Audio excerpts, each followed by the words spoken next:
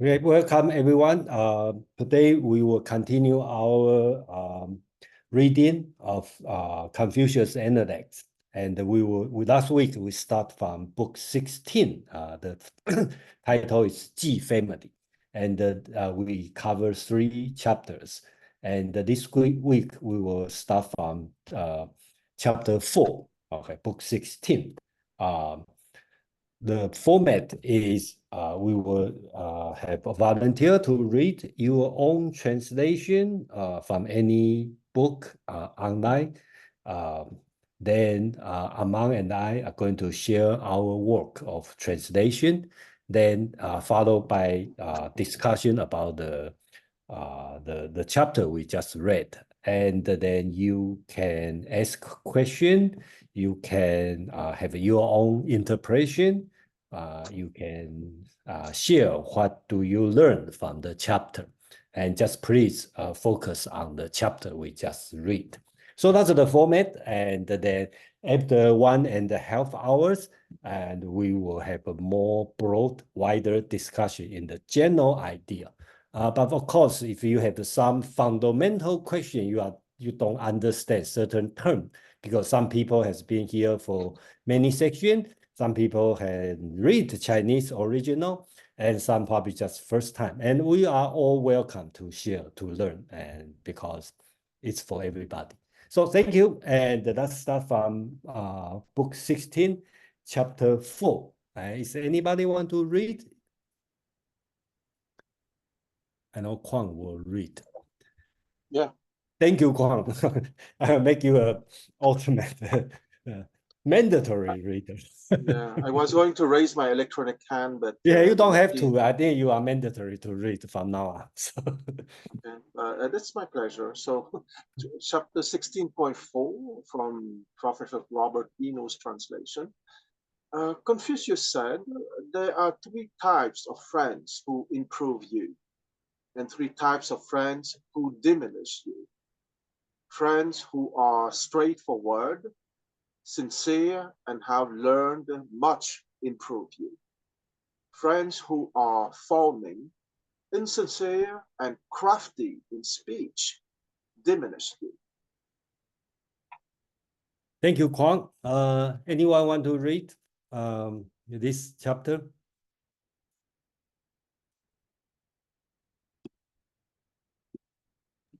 Okay, so let me share the screen. And I will read. Book 16, Chapter 4. Confucius said, there are 3 kinds of friends who can benefit you. There are 3 kinds of friends who can harm you. Friends that are straightforward, friends that are trustworthy, and friends with a multitude of knowledge are beneficial. Friends who are frequently avoidant, friends who are feeble, and friends who are frequent flatterers are harmful. Thank you, Amang. I think from now, if you were here last week is a little bit different because we talk about 3 sections and which you were very long. Okay, that's the last week we talk about, and which has some historical background talking about the Ji family.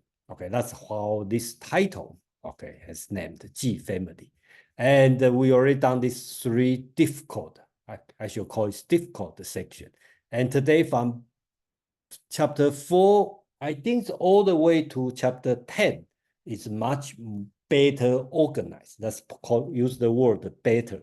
That means they have 3 good things, 3 bad things, 3 good things, 3 bad things in general. So it will be easier to understand. About the translation, okay, so first I will use the word benefit you and harm you, because Confucius say yi, that means beneficial in my understanding, and sun means damage you, harm you. And these 3 pair, right? You can see the good friend, beneficial friend, straightforward, versus the friend who are frequently avoidant. Okay, 有偏僻. Okay, that means you constantly always avoid, right? That's about the friend, right? In the friend who will tell you, be honest or try to avoid it. Second thing is friends who are who are trustworthy. 有量, that means your word is trustworthy. Versus we use the word feeble, friends who are feeble. And actually the Chinese means very flexible in the negative sense. In another way, that means your words is keep changing. When I say I'm going to clean the house, okay, it's not really trustworthy because I, find the excuse. That's so-called flexible in the negative sense. Third one is multitude of knowledge. It is full of knowledge. And then opposite to the friends who with frequent flatter. Okay, so what I think here is deal with how you speak with friend, right? Your friend, good friend, will speak about what you know. Okay, the knowledge, not the flattering, the flattering word. Okay, so that's the opposite. So you can see that's the deal with the word. One is straightforward. When you have you make some mistake, your friend was straightforward to tell you what's wrong. He will not avoid it. When you say something about what you are going to do about your duty, the friend say something about that, it should be trustworthy, not like keep changing. And when the friend say something, right, should talk about something meaningful, knowledgeable, not the flattering language. I think that's the three pair Confucius is talking about. So I will stop here, and I have Armand continues. Thank you. I'm more focused on getting notes down this as we go along and improving our work as we go. As I had said last week, and I may reiterate almost anytime we have someone new or somebody who's just returning from a long time, reiteration is the name of the game in the Analects. Confucius imparts the same lessons again and again and again and again. This one is interesting to me because I was just doing some edits on our work from earlier chapters, and it reminds me of a note that we took on, what was it? Chapter 2, book 2, chapter 14, where we pointed out that this formula of a junsa is X, X, X. A shaoran, small man, is Y, Y, Y. And that sort of lesson pattern is done again and again and again through the Analects. This doesn't explicitly state that it's the junsa who is these things, but you can intimate from what Confucius is saying that if these three kind of friends can benefit you, how can they benefit you? They benefit you on your course to elevating yourself into a junsa, the ideal moral exemplar of Confucius ideas. And what are those characteristics that they have that benefit you so that you begin to embody them? You become straightforward, trustworthy, and you have a multitude of knowledge which is beneficial. Learning, you have a multitude of learning. These are sort of, you could call them bedrock foundations of junsa training. And what is a shaoran? Shaoran are small men who are avoidant. They try and, completely disavow anything, that it's never them, wasn't me. You'll hear that from a shaoran all the time. Feeble, Jason mentioned the word we were translating, a really accurate word that I opted not to suggest is the term wishy-washy, because that's really what he's talking about, that someone whose words or convictions are wishy-washy. You can't really trust them because they may or may not. They are feeble in their foundations. They're overly negatively flexible. They just bend to the whim of whatever the winds blow. And who flatter. This is an interesting addition to the Shaoren behavior. To be a small man is to go out of your way to simply flatter, to ingratiate yourself through flattery and not through substance. And Confucius is all about substance. So I really liked rereading this just now after the edits because it made those links all the way back to book 2, and then you'll see it again and again, where the lesson is this benefit, good, turn you closer to being a junsa. This, bad, negative. It's the pathway to being a small man. Thank you, Aman. Chris, please. So you don't think that the flattery can have anything to do with like a Nietzschean kind of insight of people who flatter? They're often trying to manipulate you, and when you flatter them, now they owe you something back. Is definitely not something about that. It's definitely that they have no knowledge. I think flattery was particularly harmful in Confucius' view because you could worm you. It wasn't like there was an HR department to review your credentials. You just simply were liked enough. You could elevate yourself into a position to have immense authority and do a great deal of damage with that authority if you weren't qualified to have it. And so being a flatterer for its own sake seemed very, very antithetical to the Confucian values. However, if you're talking about sitting around a table drinking with friends and saying, oh, that guy's so clever, he always that's not sort of the hollow flattery that he's referring to. I don't think personally, but I'm not in the mind of Confucius, so I can't swear to it. He might have thought that was tasteless too. I think my view is this, back to Chris's question. Confucius' concern is, that's why I insist to use the word benefit you and harm you, okay? Because in another way, Confucius say see your friend is a tools to make you better. So if your friend keep flattering you, say, oh, you look great, oh, what you say is wonderful, not telling the honest opinion to Confucius, this kind of friend is useless and in another way harm you. That's Confucius' concern. Yeah. So how about drinking body? And I don't know. And I think next chapter we'll talk about drinking body. So any other comment? Questions? And then what do you think about this chapter?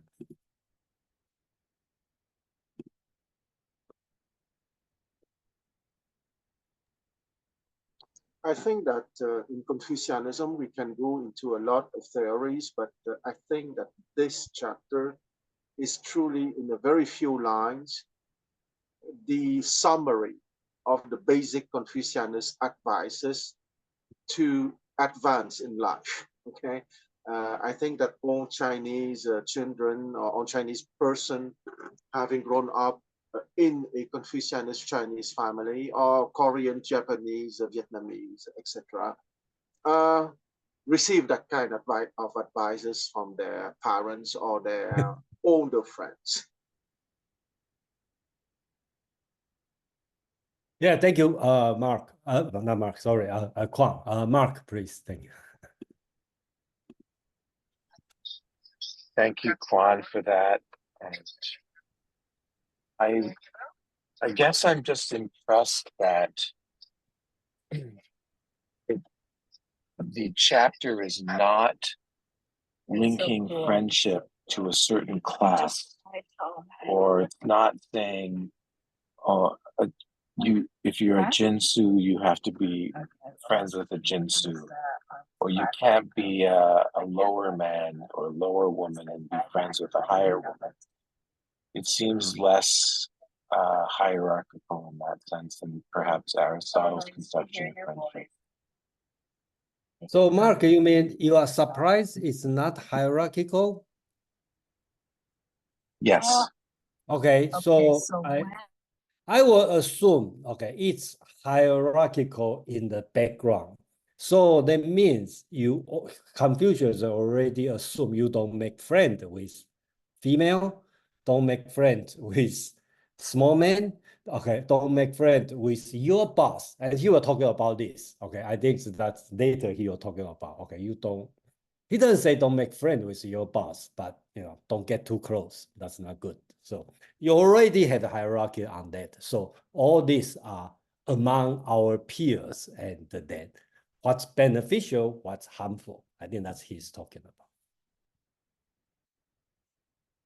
Yeah, I would just emphasize what Jason was saying and refer back to something Chris was talking about last week about sort of those peer relationships, because some of the previous chapters seem to more directly address hierarchical relationships. This one is about peers. This is somebody who is your co-equal, not necessarily in terms of where they were born in their station in life, but where they've obtained to in their station in life and which way they're going, because he believed class was a mutable quality. You could improve your class by improving yourself, but you could just as easily simultaneously diminish your class by diminishing yourself.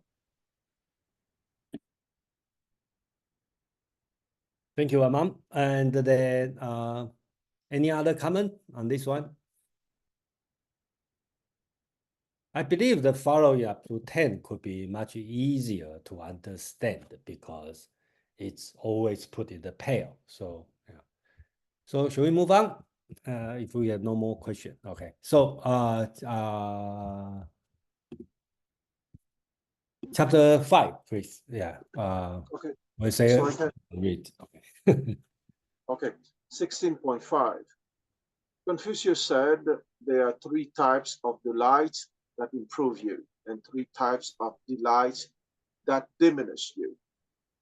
To delight in Li and music, to delight in speaking of others' good points, to delight in having many worthy friends, these improve you. To delight in arrogant pleasures, to delight in idle wanderings, to delight in banquet parties, these diminish you. Thank you, Kwang. Anyone have any version want to read? Guys, we don't. Okay, so okay, Amam, please. Book 16, Chapter 5. Confucius said, there are three kinds of happiness which are beneficial. There are three kinds of happiness which are harmful. Happiness by proper rituals and music. Happiness in speaking of the goodness of others, and happiness in having many worthy friends are beneficial. Happiness from showing off, happiness in idle wandering, and happiness from banqueting are harmful. Okay, thank you, Amam. I think this one also put in the three pairs, and same word Confucius used yi and sun, which I will translate as benefit to you. Okay, as a student. Okay, benefit you and harm you. And so, unlike Greek, thinking about eudaimonion is one of the but he is careful about happiness. General, I translate as general happiness. Okay. So he talked about three kinds of happiness which will be beneficial, right? So first, he talking about the happiness of proper ritual and music. Okay, so you know during that time, ritual is quite expensive. Okay, so only on a certain level of people can do it. So Confucius say, 富而好礼. If you are rich and you like to practice rituals, okay, that's a good thing. So that means when you have means, okay, you do proper ritual. Okay, proper, that's important because you don't do luxury. Okay, you don't do too much, do it proper way instead of showing off, right?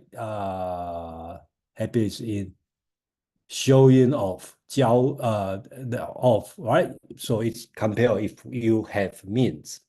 Second, if you have time, right? You should talking about, okay, so you have time sitting with friend, right?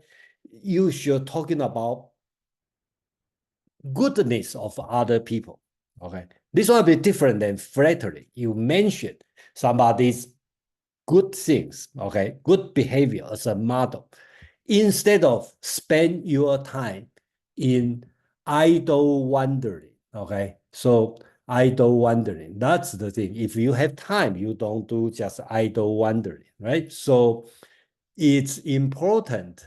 Confused like the Confused don't want to use the word 乐, okay, you, okay, that means wandering, okay, no certain purpose. Confucius doesn't like this idea.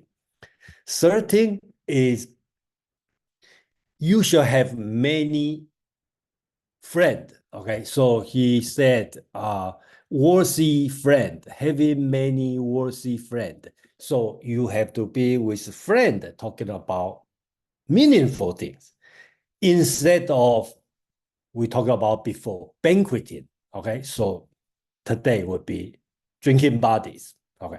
So that's the Confucius 3 pairs about enjoy, because all 6 things, so all these six events are quite enjoyable, but 3 are good, 3 are bad. So that's Confucius idea here. So before we go to Nick, let's have Aman continue. Yeah. Yeah, I'll just very briefly say I find this refreshing. And I see it reiterated, the idea that there are good pleasures and bad pleasures across thought systems from China to Greece and all across the world. But it does seem that that idea of showing off, that is found again and again and again. And forever, people have recognized that there are those who are entertaining in a not beneficial way, that they put on a great show, but really what they're doing is robbing you of your time, your critical thinking of something, your examination of self. That's been universal. And I find that astounding when we live in a culture of, American Idol, where to show off is many people's greatest goals. Idle wandering, I mean, idle hands are the devil's plaything, blah, blah, blah. There are many occasions where wasted time is something that was anathema to Confucius. And the idea of delighting in sensual pleasure for its own sake. That is not to say that you don't go to banquets to be with people, to have but to make that production the center and most important thing was something that Confucius really did not have a lot of respect for. Ironically, because for centuries ever after, the banqueting of China's empirical class are things of legend in terms of what was produced, how much was produced, the recipes for it. That's become a almost trope of Chinese culture. So again, we see some of Confucius' lessons that have really taken hold, but others of them that have drifted over time. Though the showing off is still a big thing in Chinese culture, not to be a show off. It is generally treated. And when we say Chinese culture, sorry, I'm going all over the board. Like Jason pointed out, China, Korea, Japan, Confucius training and his philosophy have spanned far and wide. And you can see Confucianism's touch in cultures all across East Asia. Thank you, Amam. Nick have hands up, right? We have two Nick. I think which one? Or Nick, yeah. Hi, am I audible? Yeah, please. Oh, yeah. Oh, sorry. Yeah, for some reason I couldn't change the displayed name. But anyway, you mentioned the comparison to the Greek thought of eudaimonia, where clearly, at least Aristotle had a balance between the kind of sensuary pleasure versus the intellectual kind. So here, Confucius is clearly against the sensuary type of pleasure. So my question is, then what is Confucius' notion of meaning of life? What is the purpose of life? What is all those, following the ritual, making yourself better, all that? What's the final purpose? What is his teaching on that? Thank you, Nick. And I think that's a big question, we don't want to go too far, but, let's put this way, I believe everyone will have a different opinion. And in my opinion, I would say Confucius want us to keep improving ourselves. Okay, so so-called Chinese word called 止于至善. Okay, you only rest on the perfect situation, the perfect good, the highest good. Okay, so that's Confucius. That's why he's care about so much about what kind of friend, friend will benefit you, which will help you improve to the best, the highest point, and what kind of enjoyment will bring you to the highest point. That's his concern. If you ask what's the meaning of life, that could be the reason. Yeah.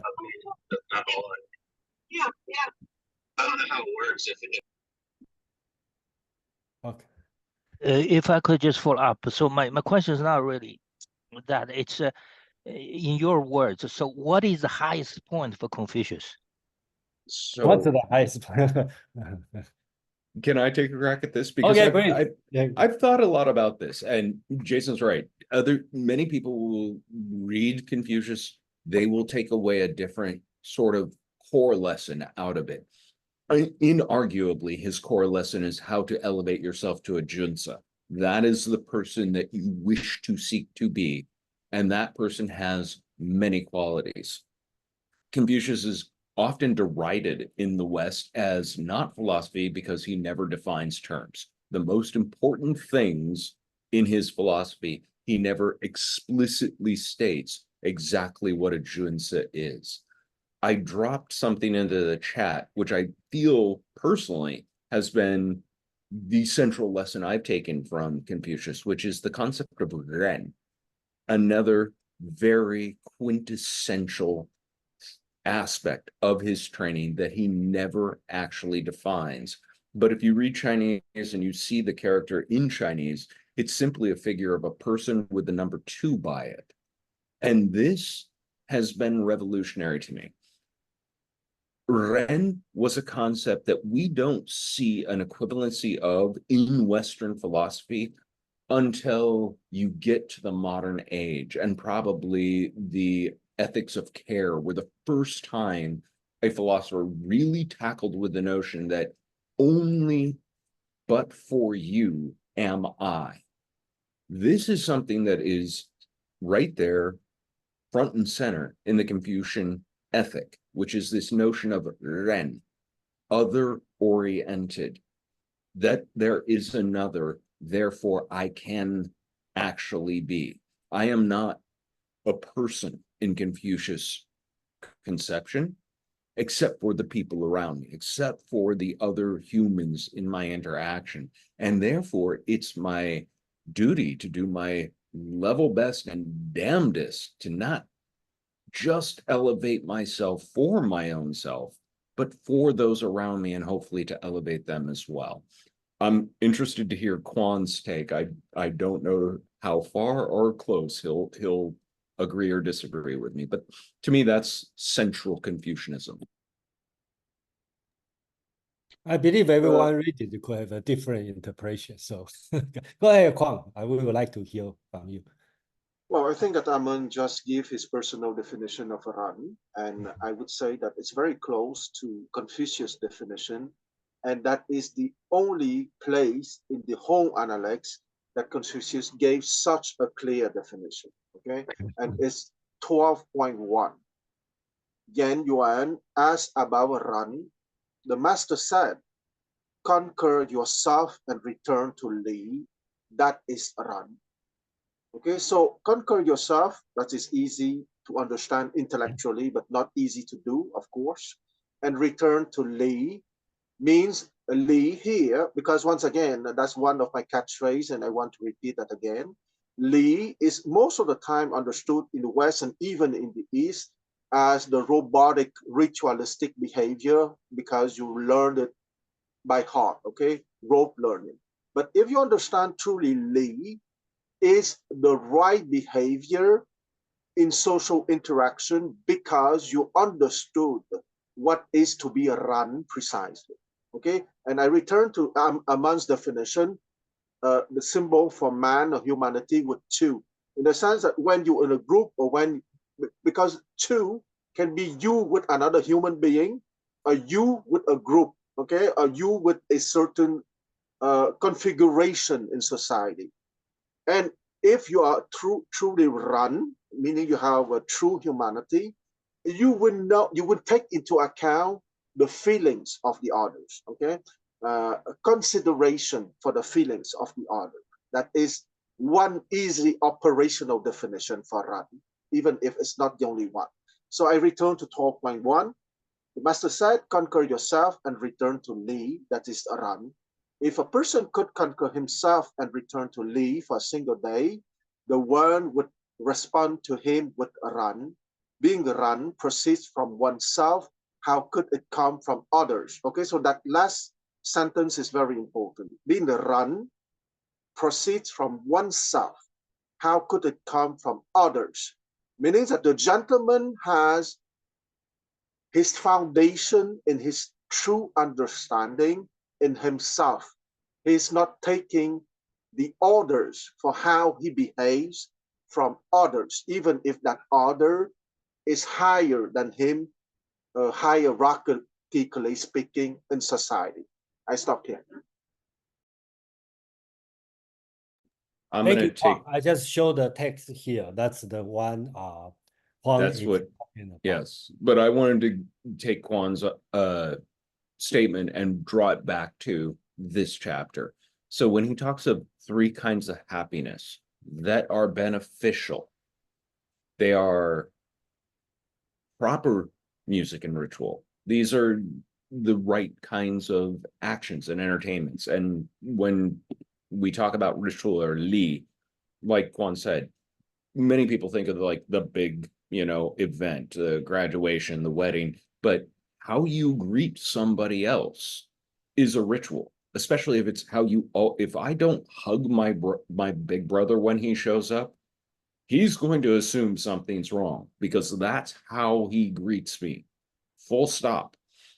Shouldn't matter how I'm feeling. I get bigger or softer hugs, but I'm getting a hug either way. That's a ritual. It's a small ritual, but it counts.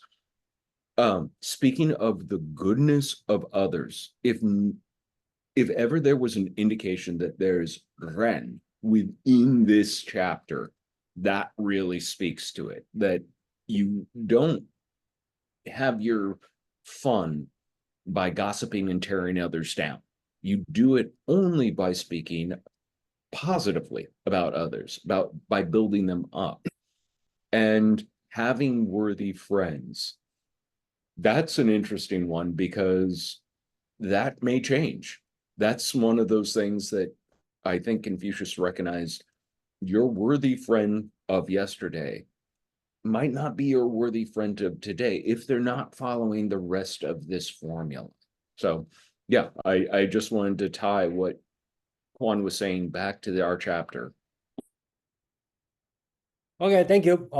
Yeah, Nick.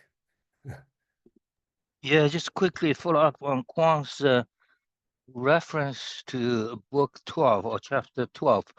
So Kwang, do you think then the ultimate goal for Confucius is to go back to the Li? So when the whole world is harmonized with Li, that's the end of it, right? That's all we do, and that's it.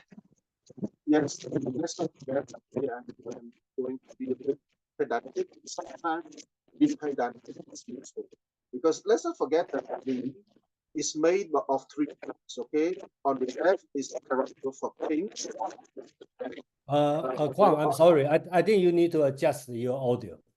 Oh, sorry. Okay. Okay, now do you hear me? Yeah. Okay, so let's go back to the character Li. On the left, you have Wang for king. On the upper side, on the right side, but the upper part, you have Tian, the character for field. And on the right side, but under, you have the character for Tu, for the soil, okay? So if you have Wang, meaning the principle, the kingly principles that would be capable, that make you capable to transform the land, the soil into a field, meaning something organized. So let's not forget that if you remember chapter 2.4 of the Analects, it says that at 70 years old, meaning at the highest, at the sixth line of the hexagram, I'm capable to do what I want without infringing the universal law. Okay, so Jason just put the character Li in the chat. So Li means the universal law, the principles. So it is the ultimate of the epistemological journey from the sense perception to the intellect, to the social sophistication, to the form of beauty, which is justice, to goodness, which is valor and humanity, Ran precisely, and to Li, or if you want truth, okay, or Tao. That is, yes, I'm sorry to have said a lot of sentences, and finally to say yes to your question, yes for Confucianism, for Confucius. The top is the sixth line of the hexagram, to return to Li, meaning to return to the universal, timeless principles, to be a gentleman, to be a Junzi. And even the sixth line, theoretically, if I want to keep on being pedantic, is even more than to be a gentleman, because a gentleman, the Junzi, is at line 5. Line 6 is the Shengran, that's the philosopher king, okay? That's even more than the gentleman. But we can understand that to be a gentleman would be considered as good enough for Confucius. If you can be a Shengran, it would be better, of course. I stop here. Okay, thank you, Kwang. Okay, I don't want the question go too far. Okay, but I think I fully understand. Nick want to ask this question because beneficial, harmful, beneficial to what purpose? That's a legitimate question. But again, what's the purpose? It's difficult to answer, and I will encourage everyone to think about what Confucius answer. Okay, but one thing I probably can say is what Confucius don't want is like preserve your life, okay, which is Taoism, especially Zhuangzi, okay, request. So that could be very different. So that's my opinion. James. Yeah, I wanted to try and answer Nick regarding the purpose of Confucian philosophy. Could we say that it has to do with care? That the whole idea of, filial piety is a kind of care, and that kind of care extends into the community, the society, and the government, and to all of human beings. Oh, he would be. James, okay. So, if you quote from another, I forget which chapter, when Fan Ci asked about Ren, Confucius' answer is love people or care for people. Okay, so that's another definition. So depends on how you're going to draw the definition. The problem here is Confucius' Analects has only 10,000 characters, but the Confucius used the word "ren" for over 100 times. I don't know how many times the student ask the question about what is "ren," and the Confucius has a different answer. Not because Confucius is feeble or changeable, because the "ren" to practice for different kind of student have a different kind of meaning. So that's the way we are reading now, and then we probably should move on. If you have, I just wanted to add to James's question. It's important to not conflate Confucianism with an ethics of care. They have similarities. It's older, it's different, and it has more layers involved in it than merely caring for others. There's also an element of improving others in spite of themselves sometimes. Okay, thank you. Mark, please. I'm wondering about your choice of the word happiness. Thank you. Has so many associations in English, and it may make people think about eudaimonia, as you mentioned already. And I noticed Ao translates as, I think, pleasure, and some other translation I looked at said enjoyment, which are, I think, of a lower type of happiness if we want to rank different kinds of pleasures and enjoyments and happiness in a sense in which Plato does, for example, in the Philebus, which is a better life, the life of the intellect or the life of pleasure. So I'm wondering what went into your decision to use the word happiness. And also I'm interested in whether, because Quan, you are so imaginative at linking up the Confucian thought with the hexagrams of the I Ching, whether there might be 5 different levels of happiness or enjoyment corresponding with each of the levels of the hexagram. Just rapidly, I think so, okay, in the sense that at each level of the development of your mind, because after all, the hexagram is a psychocosmogram, okay? It's a way to show how you can develop your mind. So, of course, that at each level of your mind development, you will have a certain kind of happiness and a certain kind of unhappiness, okay? A little bit like in the Philebus, precisely. I think that you're right to mention that dialogue by Plato, because if I remember, one of the key concept or one of the key idea, I prefer to say, in the Philebus is that you have pleasure that would not last very long, okay? Like in the sense perception, okay? How many steaks can you eat in a day? How many shirts can you wear in a day, okay? That is the level of the sense perception. At the intellect, you can read many books, but it's not the same pleasure simply reading the chapters and having a deep understanding. If you have a deep understanding, it would be level 4, 5, rather than simply reading the letters or the words. So absolutely, at each level of the development of your mind, you have certain kind of pleasure and certain kind of unpleasure. Thank you, Kwam. Let me go back to Mark's, let's say, challenge. Okay, so Mark always challenge me. I feel like this way. It's a good way to I have no answer. Okay, I probably use happiness too lightly without thinking through. But I'm not sure. I could be right. My instinct could be right, but I don't know. I have to think through. I'd like to hear how Amang think about it. Yeah. I'm dropping the etymology into the chat as we speak, because I do think happiness actually here is a perfect fit for le. It means to be happy, cheerful. It can also be used to express the term to laugh. And so it's joy. It's not very complex. It's not too difficult to understand as a concept, as a character. It's much more involved, which is why I've been working at dropping it here in the chat.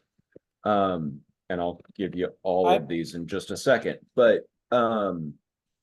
yeah, I've often said sort of my Sapir-Whorf take on Chinese as a language.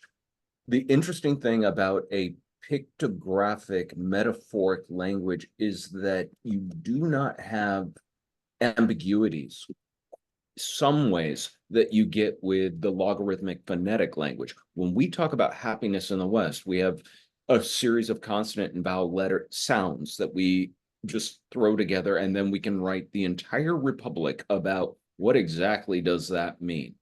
When the Chinese use the word happiness or good or something like this, and I usually say good as my favorite example, how. How is a picture of a mother and child. That means good. And there's no ambiguity. We don't have to have a republic to describe and define and understand the good. It's this. So there's the etymology in the chat of le, which is much more complex and does give some leeway for ambiguity, because how does two tiny hundreds of woods equal happy? But if you kind of picture like a meadow and the little, wildflowers blowing in, that's a thing that just makes you smile, gives you joy. It makes you happy, not in a existential way, but in a very mundane, everyday kind of way. So I thought happiness was a good choice. Thank you. You're muted. You're muted, Mark. Okay, so let me respond to Mark. Because during this time I think about that. My approach could be a little bit different. The way I do translation, I try to compare during that time. Okay, during that time, how do they use this word in other texts? Okay, so to derive the meaning of word. So I don't see other Chinese word to describe happiness. So I have to assume this word means general happiness, which is eudaimonia. Okay. And then I have to translate as happiness, not enjoyment, not sensual happiness, not, well, anyway, that's a real, but I just only thing I can promise, I need to think through. Thank you, Mark, for this challenge. Kwang, please. Yeah, it would be a very short comment. The same character that Aman put in the chat for lure, happiness, which is the right one, can also be pronounced yue. And when it's pronounced yue, it's music.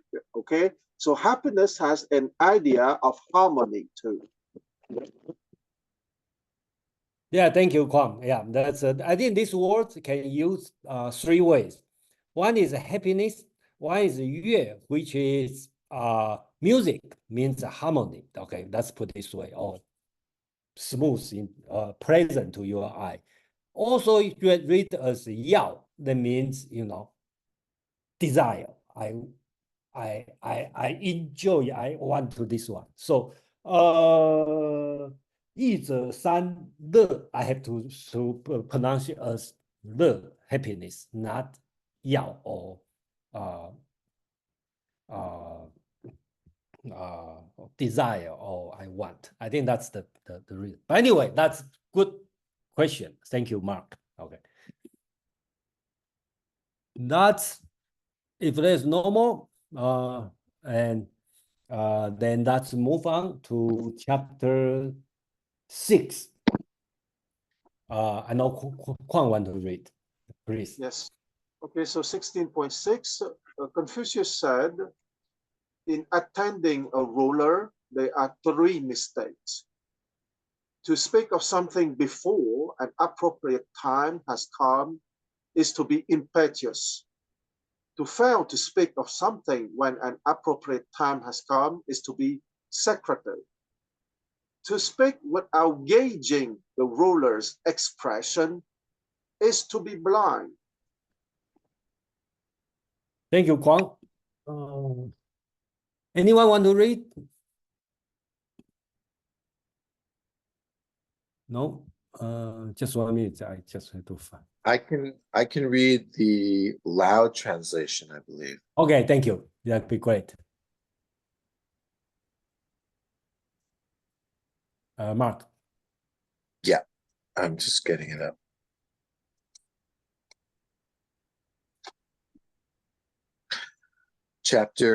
Book 16, Chapter 6. Confucius said, when in attendance upon a gentleman, one is liable to 3 errors: to speak before being spoken to by the gentleman is rash. Not to speak when spoken to by him is to be evasive. To speak without observing the expression on his face is to be blind. Thank you, Mark.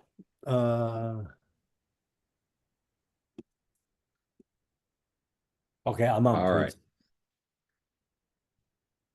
Book 16, Chapter 6. Confucius said, among these junzi, one may have 3 careless mistakes. Speaking before the appropriate time, this is called rashness. Not speaking at the appropriate time, this is called reticence. Speaking without observing others' facial expressions, this is called blindness. Thank you, Amon. I think my translation, I read I read Dr. Chin's translation and Deki's, of course.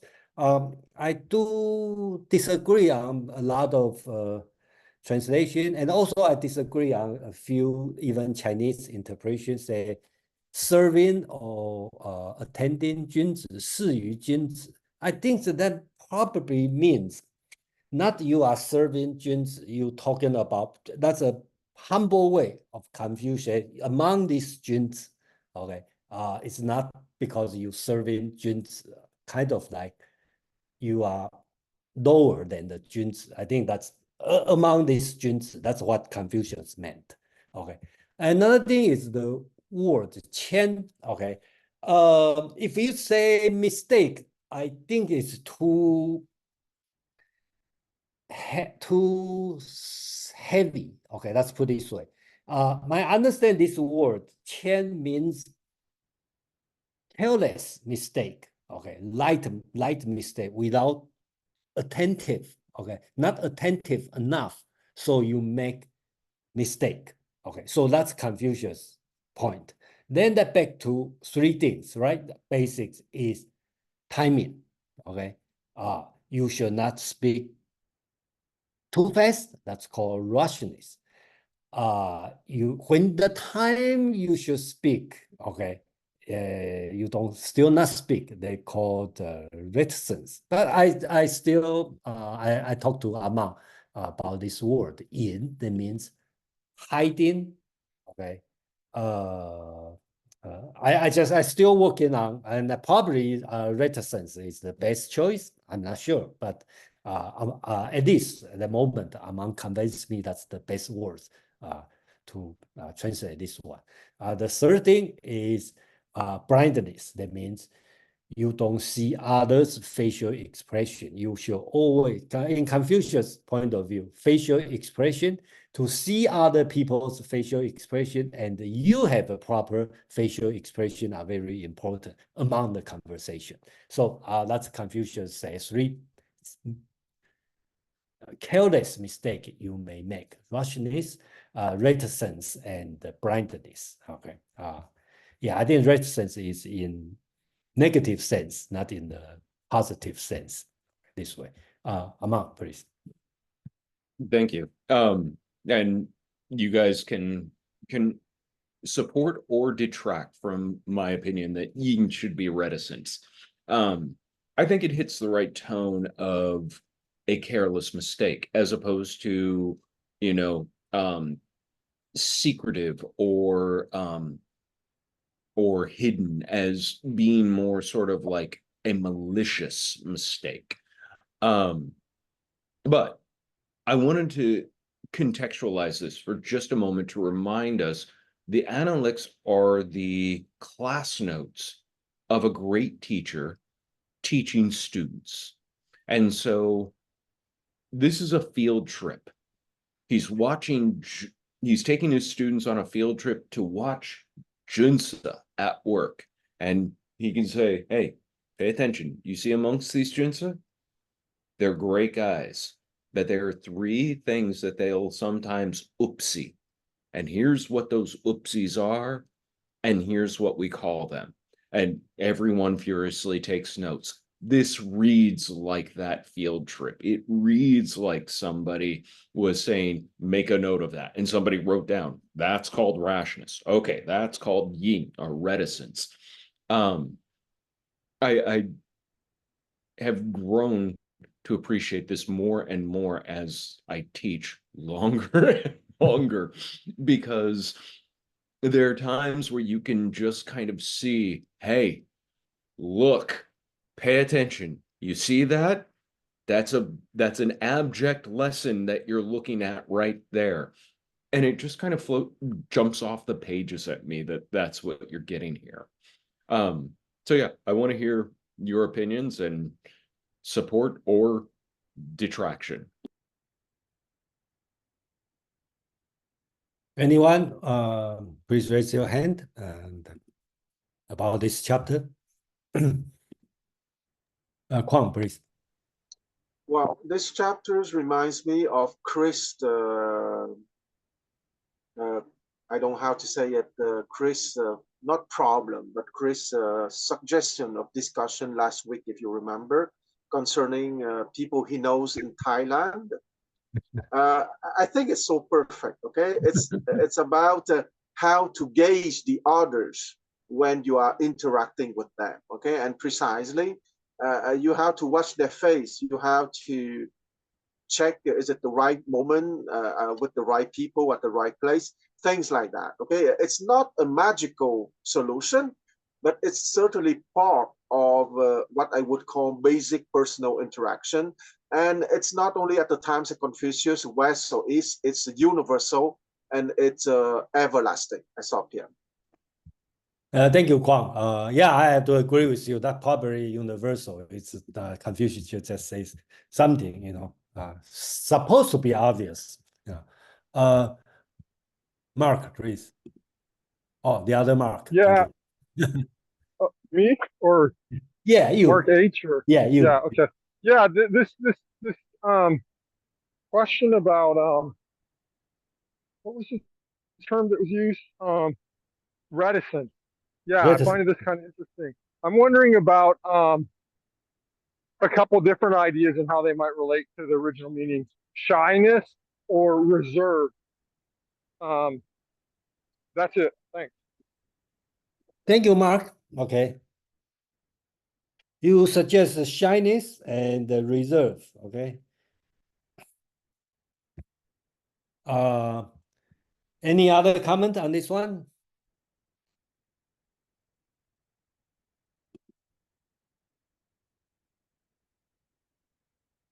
No.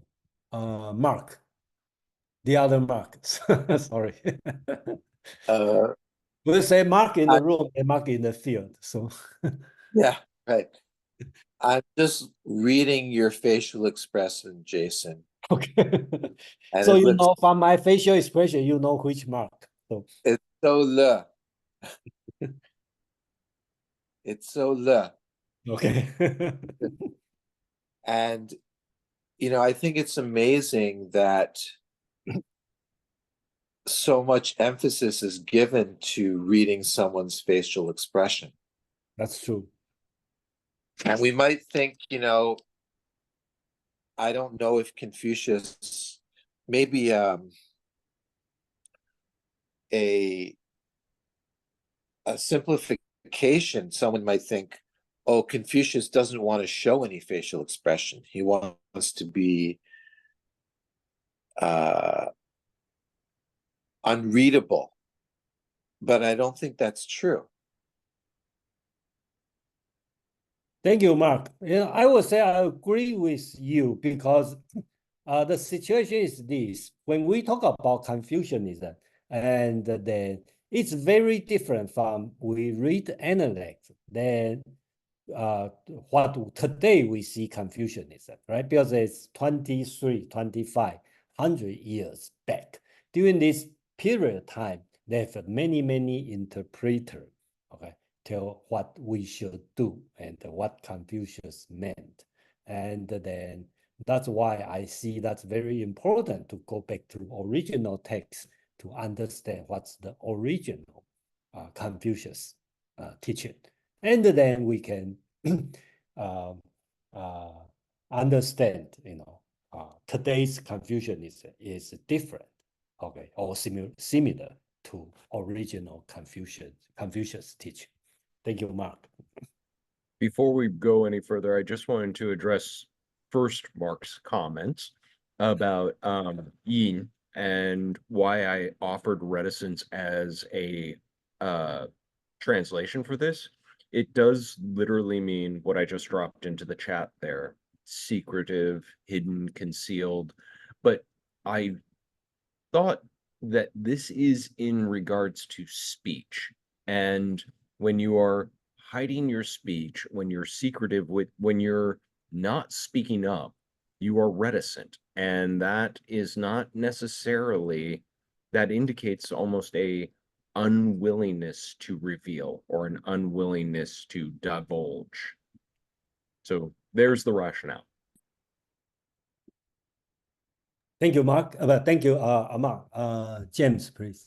Yeah, for me, it sounds like the whole point is to develop a sense of self-control in relation to others. Okay, in your interactions with others, you should have a certain kind of self-control that that accords with the a certain standard of social etiquette in your relation with others to ensure that you don't insult the other. And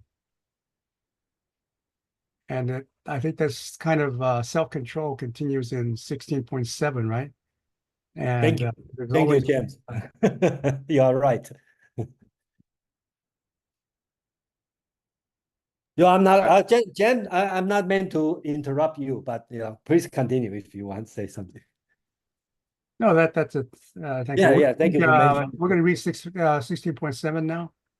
Okay, I do want, okay, go ahead. Before we do, I wanted to just say to what James just said, Confucianism as a philosophy that developed would be very reluctant to insult or to, chide someone. Confucianism at the time did not necessarily follow those same rules. One of his greatest followers was renowned for walking into the king's chamber and saying, when the king asked, "What profit can you bring me?" and saying, "You speak of profit? This is why your kingdom's a muck. You are paying attention to the wrong things." That kind of brazen, what is the word I'm looking for?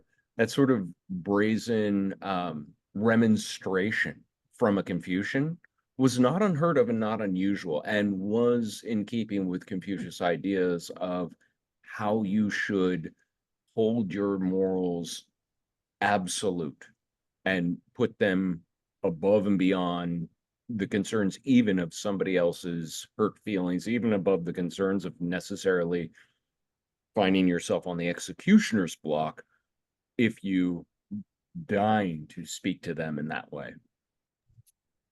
So you're saying that Confucianism is more than just a social mannerism, but there's something deeper that is at stake, and that there's certain kind of integrity that's that is involved, as well as the social mannerisms that we're talking about, right? I would say that that was the original intention, but as has been pointed out before, the idea that you speak to power in that way was not in the interest of the powerful that propagated Confucianism. So it's probably the least learned lesson.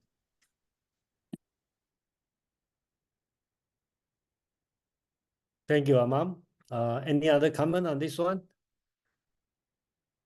Since we talk about the original Confucianism and what we see this, I just thought about the Dostoevsky's Crime and Punishment, the Great Inquisitor, right? The Jesus coming to be and then being persecuted. So Confucius may be persecuted, as non-Confucianism today, So that's just a thought. Anyway, Kwang, you want to read or you want to have a comment? A very short comment, and after Okay. I can read the next one. Okay, I would go like ahead. to say that most of the time, in popular understanding of Confucianism, there are two qualities that remember. Okay, filial piety, right? The xiao and zhou, loyalty. And I want to say that concerning loyalty, one of the duties or one of the endeavors that is attached to loyalty is precisely to tell the truth to the ruler, even at the risk of losing your life. Yeah. Thank you, Kwang. Yeah, but even the same word probably we read in a different way, today. So anyway, Kwang, let's move on 17, which is self-control according to James. Okay, so 16.7, Confucius said the Junzi has three quotients. When he's young and his blood and energy are not yet settled, he is cautious about sex. When he is in his prime and his blood and energy have newly achieved the strength, he is cautious about combativeness. When he's old and his blood and energy are declining, he is cautious about acquisitiveness. Thank you, Kwang. Mark, you want to read or? Yes, sure, Lao. Book 16, Chapter 7. Confucius said, "There are three things the gentleman should guard against. In youth, when the blood and qi are still unsettled, he should guard against the attraction of feminine beauty. In the prime of life, when the blood and qi have become unyielding, he should guard against bellicosity. In old age, when the blood and qi have declined, he should guard against acquisitiveness." Thank you, Mark.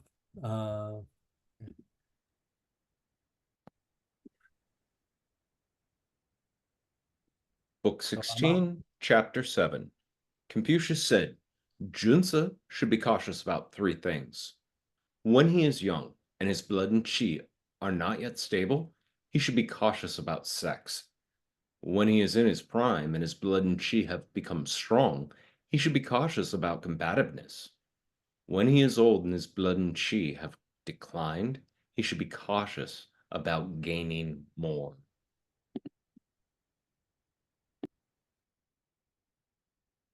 Thank you, Amam. I think the meaning could be very obvious, right? Because you should be cautious because the big question will be why, right? So if you are young and your blood and qi are not stable, you are not mature enough, you should cautious about. I think he 戒, okay, the words he used 戒, okay, that means doesn't mean you don't do it, okay, that means you should be careful, don't overdo it because your qi and the blood is not mature enough. Don't do it too much on sex. when when you are in your prime age, you have a strong blood and the qi. So you should not, you have the tendency to compete with other people. So you should be cautious not doing that. When you getting old, you don't have much blood and the qi. You have a tendency to get more to compensate. So you should be careful. Don't 借之在得 to become too profit oriented. Okay, looking for gaining more, hold more things, and this one. Okay, if you read the Chinese novel, that would be the advice. What novel you should not read, right? So that's to the people who familiar with the Chinese novel. When you were young, okay, you are sexual, okay, so don't read the Dream of the Red Chamber, because all talk about love story, okay, so it's not good for you. When you were in the prime, you have strong, powerful, you try to compete. Don't read the Water Margin, because it talk about a lot of heroic, lawless people. Okay, so it's not good for you. When you get old, you become calculative. You want to gain more. So don't read the Romans of Three Kingdoms, because they have a lot of things talk about try to get more power. So that's the advice by the reading. I think that's probably a little bit out of subject, but basically that's what I read. Aman, please. No, I think this one speaks to the ages. The idea that the cantrips or the lures of youth, of middle age, and of old age are so universal. You can't think but for your libido when you're just developing, hitting puberty, young. That's pretty much just as a biological creature what you're oriented to do, and it consumes you. And when you get into your middle age and you feel like, all right, I know right, I know wrong, I'm ready to go tackle every wrong in the world and combat it until I beat it into submission. Being right is more important than being alive or happy. I used to say this quite often. Would you rather be right or would you rather be happy? Because there are times where that is in fact the choice, and you got to give up on being right. Harder lesson for some of us than others. And when you're old, well, look at a generational discussion about baby boomers today, as they're still possessing so much wealth and still hanging on to the wheels of power and not retiring and not giving, because they've gotten to a pattern of avarice. They need to have more. They need to have more control. They need to have more determination. They need to have more, in their retirement funds, which for some is very, very true. But what's the problem there? You are running a rat race that you are no longer a rat fit to run. So be careful of these things is Confucius' advice, because they're the easy traps that seduce us all as we hit these different sort of developmental stages in existence. And I think all of us can probably relate to it to some degree or another, of when we had to have one of these more than anything else in our life and realized, oh yeah, that was kind of a fruitless endeavor. Thank you, Aman. Any question, comment, lesson you want to share from this chapter? chapter 7. Nick, please. Yeah, I'm curious about like the gender of Junzi. Like, is it neutrally gendered, or is it kind of implied that it's a man, or yeah, how does that all work? Well, during that time, I think Confucius' mind must be men only, so no doubt about it. But of course, Yeah. if we read it today, that's your choice. So. Yeah, the male chauvinism of ancient China was not hidden. If he was talking of Zhuzi, he was talking of men. It was unquestionable that women were not in the conversation until a few hundred years later.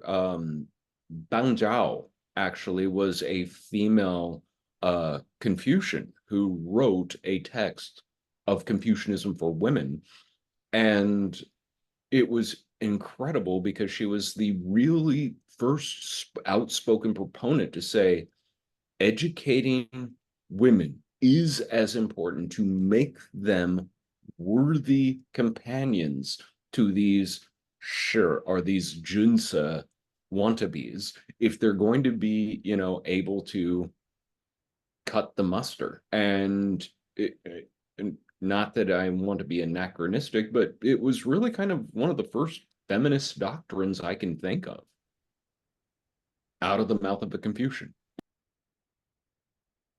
Thank you, Amam. Any other comment? Question?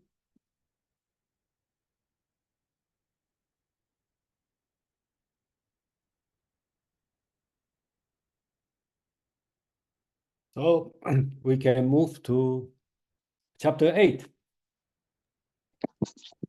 Okay, so 16.8. Confucius said the Junzi holds three things in awe. He holds the decree of Tian in awe. He holds great man in awe, and he holds the words of the sage in awe. The smart man does not know the decree of Tian, and so does not hold it in awe. He is disrespectful towards great man, and he disgraces the words of the sage. Thank you, Kwang. Any one, Mark, you want to read? Yeah. Confucius said, this is book 16, chapter 8. The gentleman stands in awe of three things. He is in awe of the decree of heaven. He is in awe of great men. He is in awe of the words of the sages. The small man, being ignorant of the decree of heaven, does not stand in awe of it. He treats great men with insolence and the words of the sages with derision. Thank you, Mark. Let's go. So here we get that formula again. 16.8. Confucius said, a junzi holds three things in awe. He holds the mandate of heaven in awe. He holds his superior in awe. He holds the words of sages in awe. The small man doesn't know the mandate of heaven and does not hold it in awe, is too intimate with his superior, and disgrace the words of the sages. Thank you, Amam. Here, I think I do find out that one thing interesting is 大人, okay?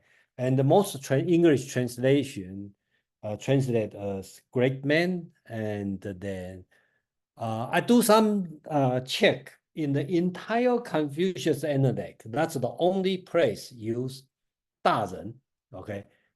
Great man, okay, by the words. Big man, let's put this way. So that's back to last week I talked about. I suspect this one could be much later time than during Confucius or than other book. One, I would say he talked about Kongzi, Confucius said, not the master said. Second thing is something like this. 大人, great man, that's only appear here. So I will not translate this word as great man. I'm not sure what's the meaning of great man because he has great personality or just or because great man is not opposite to 小人, it's 君子 is opposite to 小人. So what's the great man? And I think assuming this one is right in later time, so the great man or 大人 should be some people superior to you. So remember, I think it's Nick or Chris asking about the hierarchical society, right? Confucius talking about you should treat your superior in certain way, which in all, that's the way.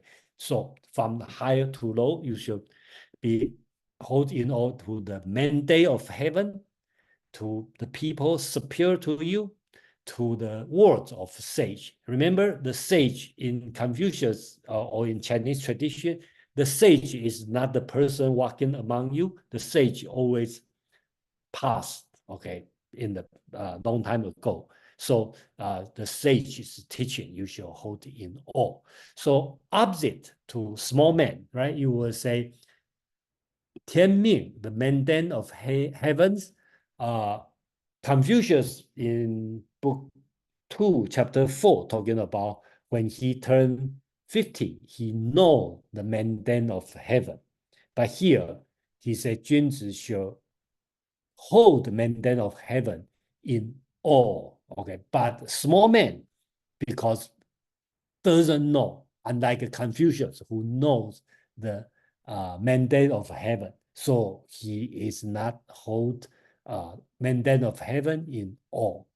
To the superior, okay, I think that's important, and that's the reason I'm going to translate, not the great man, but the superior. Okay, to your superior, you should hold him in awe, not like 小人, okay, small man. The Chinese word, this word is very difficult to translate. 侠, the meaning is intimate, okay, but intimacy, right? But intimacy, right? But it's in a negative sense.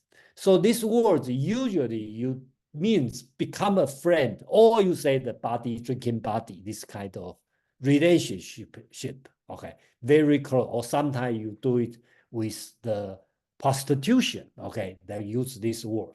So it's not a good word, okay, being very intimate. So I just translate as too intimate, okay, to the superior. According to Confucius, you don't make your superior as your drinking body. Let's put it this way. Okay, so that's another thing Confucius don't want you to do. And for the words of sages, which is a teaching, doctrine, you should put in awe, okay, and to follow it, not disgrace them. Okay, so that's the teaching on this one. So another 3 pair, I think is for now, we have read from chapter 4, 5, 6, 7, 8, right? 5 chapter, okay? And then all 3 good things, 3 bad things. So that's interesting. I did up to now, we already do 3 pairs, 3, 3, 3. Yeah. Amang, please. Thank you. Yeah, this does strike me as very likely an anachronistic chapter. It added later than the original, and mostly because you never hear Confucius speak of awe anytime except here. And this is one of the very few times in the Analects that Jason pointed out to book 2, chapter 4 is the only other time I can think of off the top of my head. Confucius mentions the mandate of heaven. These are governing tools in a great way, that you are in awe of those above you, that you respect the mandate of heaven. What I said before about the selected lessons of Confucianism that would be propagated. Here you can kind of see what those selected lessons really are. The mandate of heaven, being awestruck by those are the people that heaven has chose to be in charge. Being in awe of your superior. That person's title is higher than mine. I should be awestruck by them. And being awed by the wisdom of the sages. That probably feels like the most Confucian thing said in this particular chapter. I don't mean to slight the Analects for misquoting or, taking liberties with the teachings of Confucius. This does feel as far afield as any of his lessons, but assuming in good faith, these are from the notes of his students. He actually said these things. These were the things to be in awe of. What was awe-inspiring about the mandate of heaven? That heaven, the heavens, in their infinite order and wisdom, would see fit to grant access to some family to be the holder, the caretaker, the tender of the nation. That's awe-striking. That really is kind of like, wow, we're important enough that heavens noticed us. To be in awe of a superior man. You could take this as, your superiors at work, and it does feel that way when we get to the shower end comparison of being too intimate with your superiors. But you could also see this in a very real way as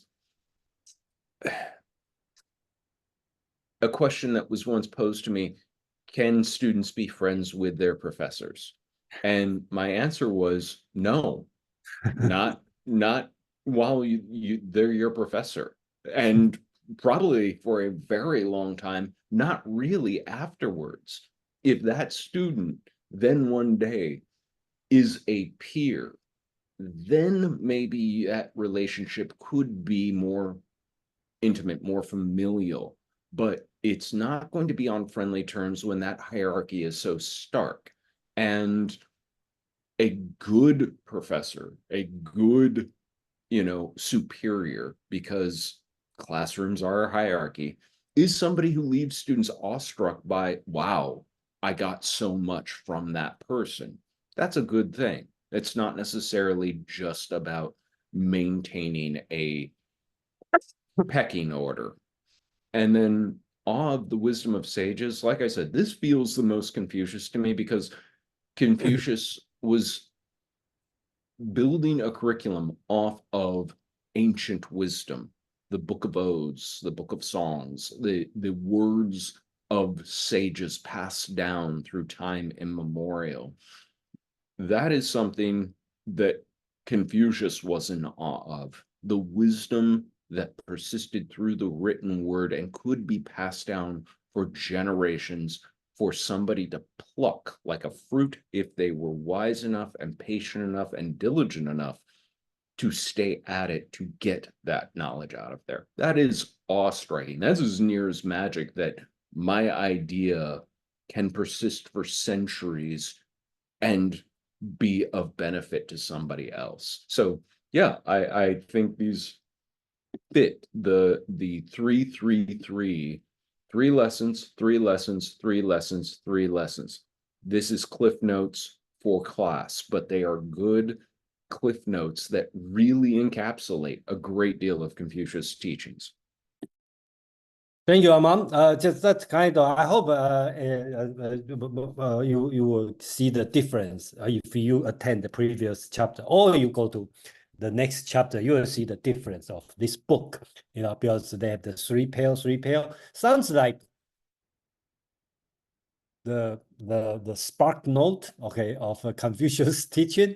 Okay, so that's why I read this one is not is do it later time, but it doesn't mean it doesn't make it's wrong or something. Because in another way, that's a good review about the Confucius teaching. So that's always meaningful to read this part in detail. So any comment on this one, on this chapter?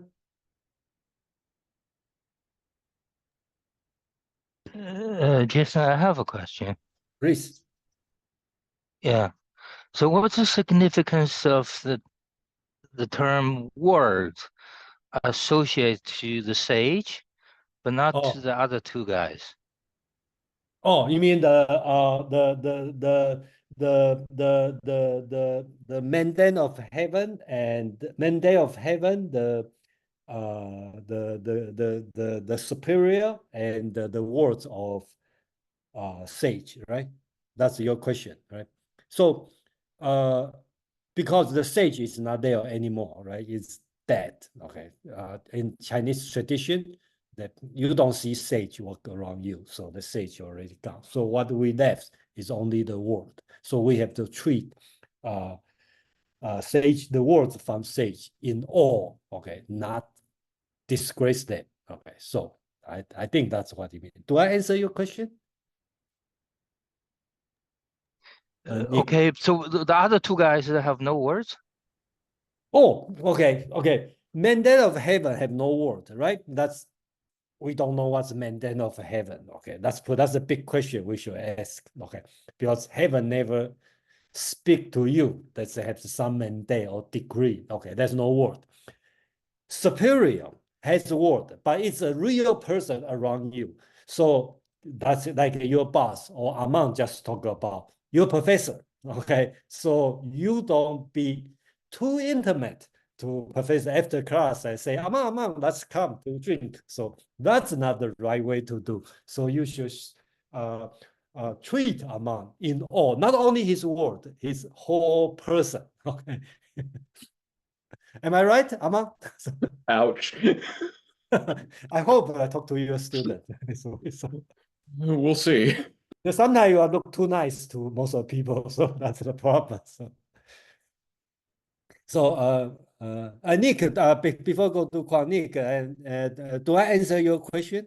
I'm gonna just add a tiny little bit, and yeah, I think Jason's getting at it really well. But the mandate of heaven, the superior, it's not their words. The mandate of heaven doesn't offer any, and the superior may offer some, but it's more than that of a superior that makes them awe-worthy. Of the sage, all you are left with to be in awe of is their words. And there's probably a tacit sort of inverse there. Don't worship the sage. The sage is gone. Worship the lessons they passed along. Confucius is sage, so yeah, that's interesting. So maybe let me elaborate a bit my question. I think it's in the New Testament. One of the books says at the beginning there's the word. So the Western conception of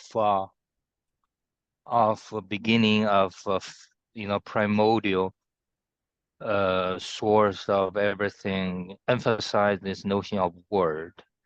Now here, I'm just trying to think, mandate of heaven, if it's not specifically attached to certain words, then it's somehow conceived in certain other fashion. So, but he does emphasize the word of sage. So I'm just trying to see if any, maybe not, but any connection to the Western conception of the word. I'm going to suggest letting Quan tackle that. I think that's an interesting question, right? So because in the beginning there's a word in Greek it's logos, okay, and when Nick, I believe if you read the Chinese Bible, okay, that word translated as 太初有道, okay, so instead of words they translate as 道, okay, so it's lost in translation. Let's put it this way. But Kwang, please. Yes, I was quite flabbergasted when Nick said, what about the other two guys?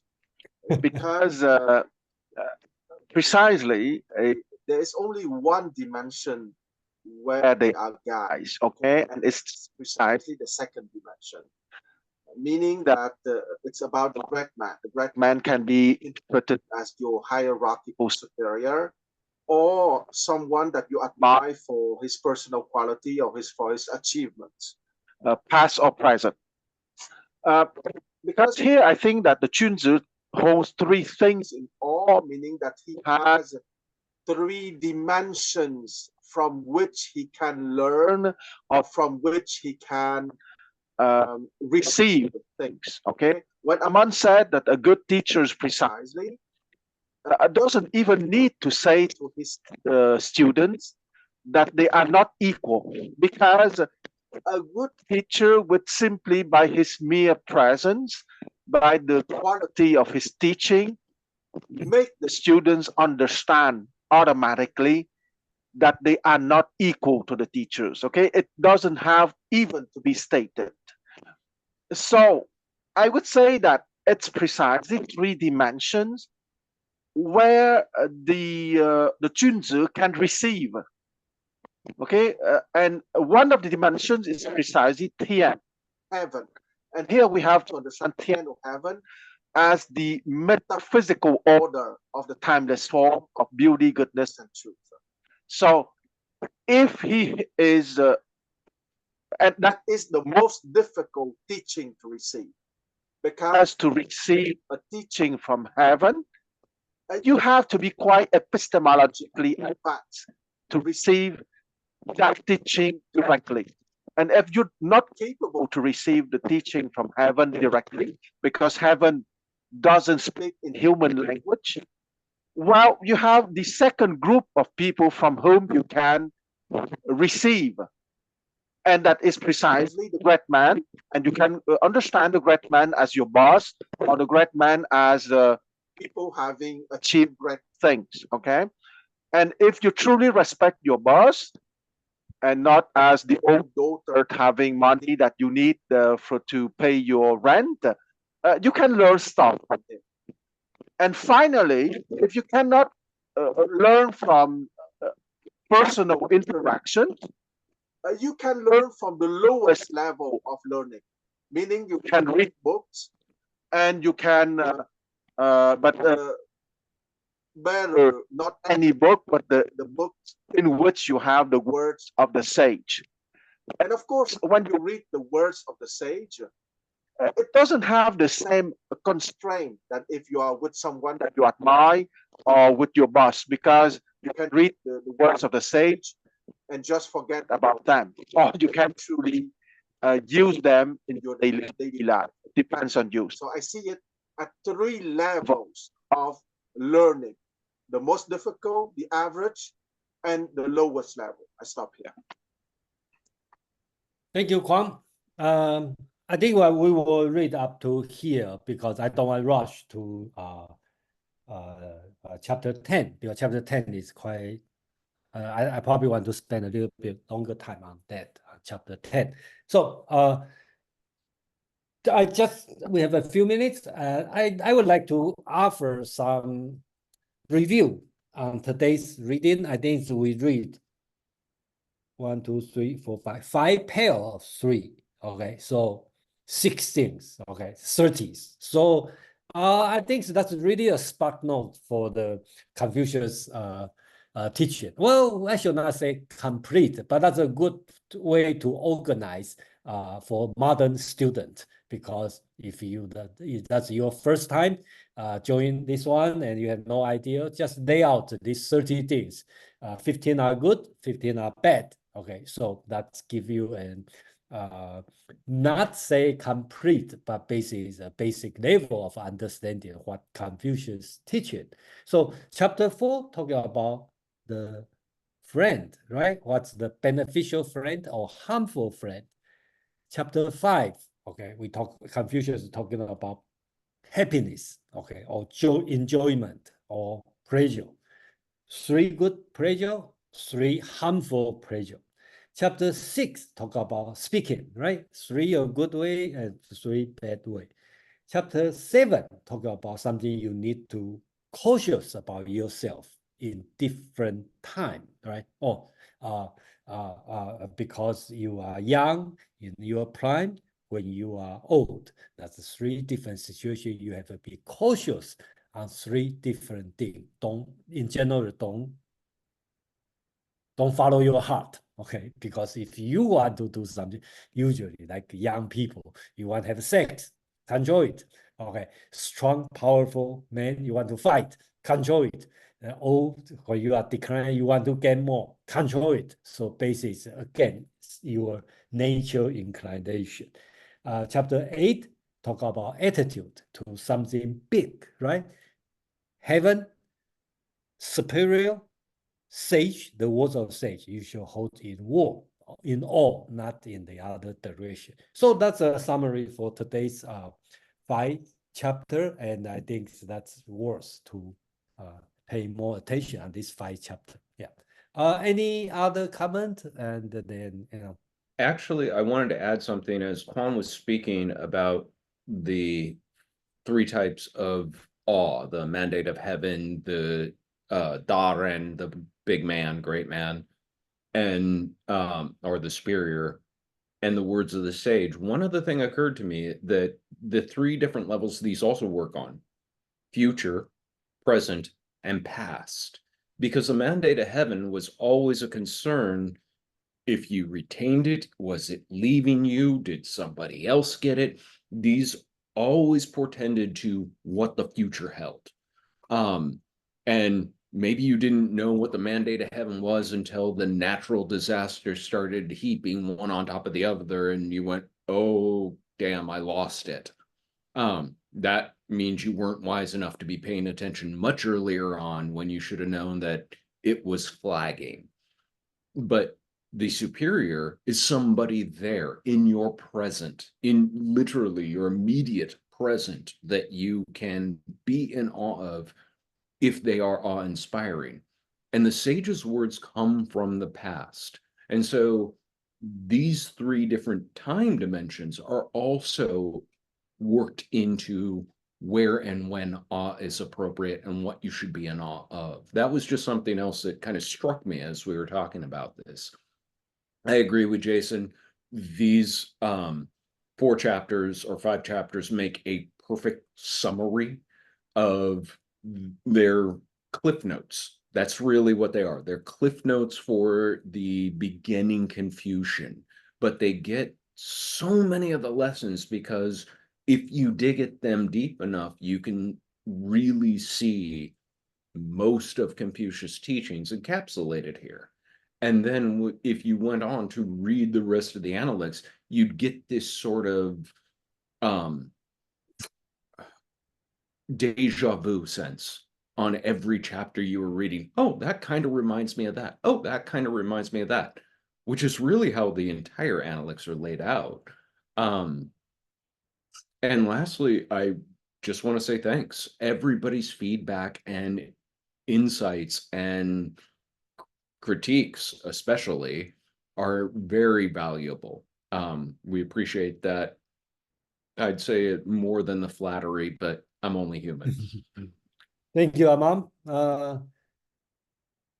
Before we close, Nick, please. Yeah, since we are reviewing, so I want to give a comment on the choice of word earlier for happiness, because in the modern day Chinese, happiness is 幸福 or 福, right?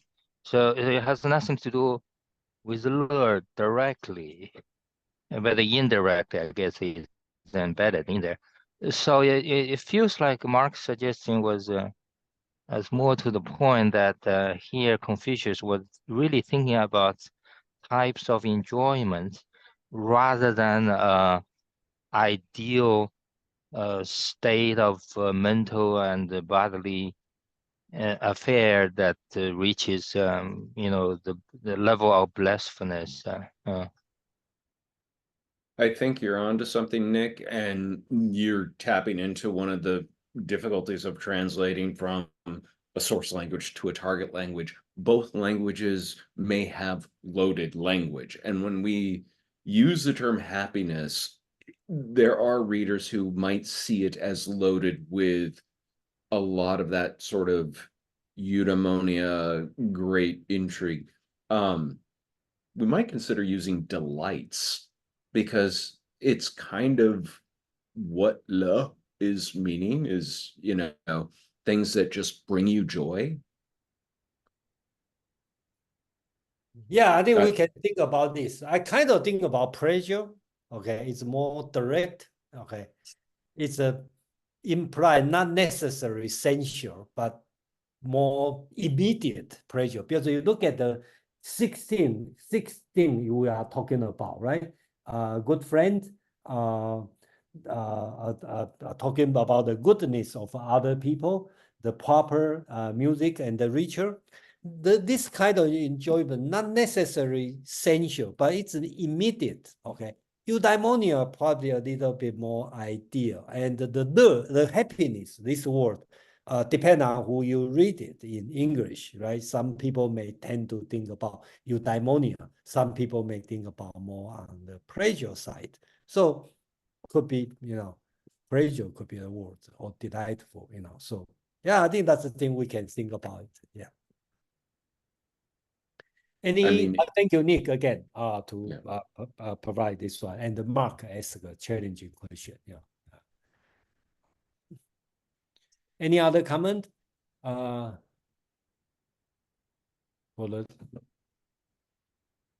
Okay, so we probably, yeah, it's about the time. We probably will stop here, and then next week we will go to, I think next week we'll finish book 16, and then I think the rest of book are not that long, so you know, probably we can finish on 2 sections or 3 sections on each book. So then we can go back to 道德经. Yeah. All right. So thank you, everyone. And then, Among, you have any words you want to say? No? I just thank you again, and I hope to see everybody next week. Yeah, please keep the critique coming. It helps us improve. Yeah, thank you. Yeah. Okay, bye. Thanks.